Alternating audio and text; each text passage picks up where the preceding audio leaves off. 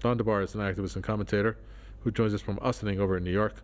John Andrew Murphy is a political commentator who joins us from Coatesville over in PA. Thank you to you both. Don DeBar, I'll first start with you.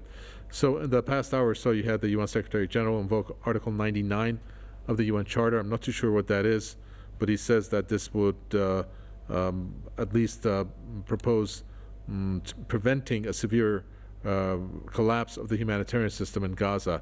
I'm wondering why it took him this long to do it, but at the same time, who's his audience? Because at this point, I think the majority want a ceasefire.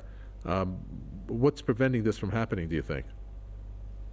Well, first of all, Article 99 allows the Secretary General to sort of skirt all the bureaucratic problems that there are in the UN and bring things to the attention of the Security Council, on his own initiative.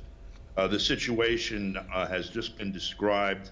The situation in Gaza has been described by Volker Turk, who is the UN High Commissioner on Human Rights, variously as an utter deepening horror and apocalyptic. We now have, we're bumping the 2 million mark of displaced people in Gaza out of a population of 2.5 million. The housing stock in the northern half of that city has been leveled pretty much. It's almost reminiscent of the way North Korea looked after the U.S. carpet bombed it for 2 years back in the early 50s. The people who have been driven out of the northern part to seek safe haven in the southern part are now being bombed as the southern part is being targeted, and the refugees left behind in the northern part have also been targeted. So you're talking about, in essence, now 2 months into an obvious attempt to exterminate the population of Gaza that has finally pushed the Secretary General to the point where he's pushing back and at least going to drag this in front of the Security Council, because the U.S. thus far has blocked the material issues from coming before the Security Council, either by directly vetoing or having one of the other two puppet states, the UK and France, do so. John Andrew Murphy, are we looking at what our guest there said? I believe, if I heard him correctly, an extermination of this population. Are we looking at, in other words, a genocide that Israel is doing, and what it is stated goal has been the elimination of Hamas? It's hard to see this as anything other than a genocide. I don't think in modern history that any belligerent nation has targeted a civilian population to this extent. Not even the Nazis targeted civilian populations at this level. So to think of this as a war against Hamas, that's pure propaganda. This has nothing to do with Hamas. This has everything to do with, as you said, exterminating Palestinian people. Taking a look, Don DeBar, at one of the things that is quite telling is about the nature of the military equipment that the U.S. has provided. Based on a testimonial by a physician over at Al-Riha Hospital, where that 500 or 600 Palestinians were killed based on a missile that was blamed on Hamas or the resistance fighters. The doctor put to attention how he had not seen the type of shrapnel wounds on patients. He said they should have had some either soil or dirt in the shrapnels that were embedded inside the skin. But he said he did not see that, and he said that this was very unusual. These are the types of weapons that the U.S. is providing. How guilty is the U.S. when it comes to this war? Well, if you and I and our other guest were to take some guns and go hold up a bank and maybe shoot a couple of the customers in the bank in the process, then the police come and we're out of ammunition, and we decide to call Walmart and ask someone at Walmart to deliver more bullets and guns to us, it would be illegal for them to do so.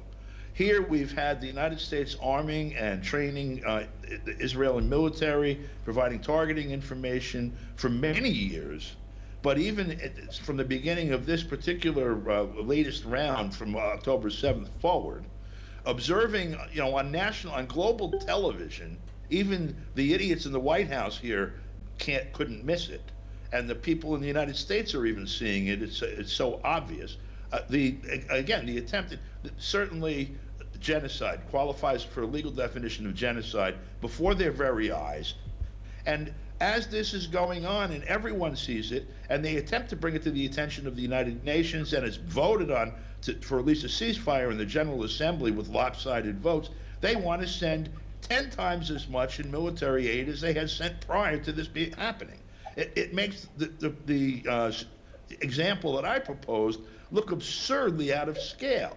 And so what we're talking about is arming someone in the midst of committing a genocide with weapons that are more powerful than the ones that have almost accomplished it already.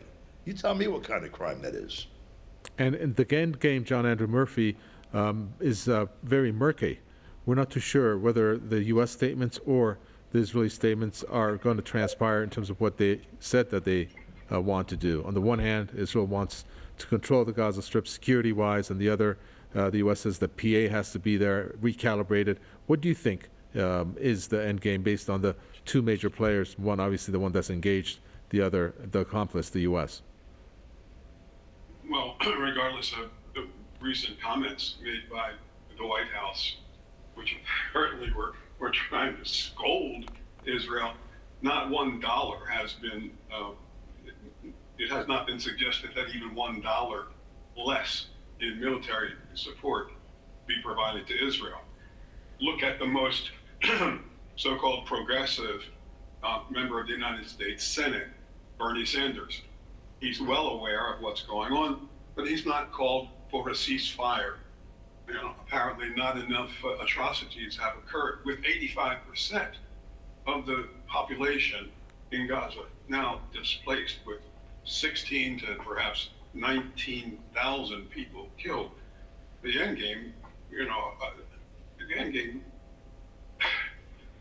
it's unfortunately, it's clearly obvious. There's going to be nothing left of Gaza in short order, and I think one United States military person whose name I've forgotten, has projected that Israel will continue this bombardment into January. Thank you very much. Let me thank Don DeBar, activist and commentator from Austin, New York, and John Andrew Murphy, speaking there, political commentator from Coatesville, PA. Thank you to you both.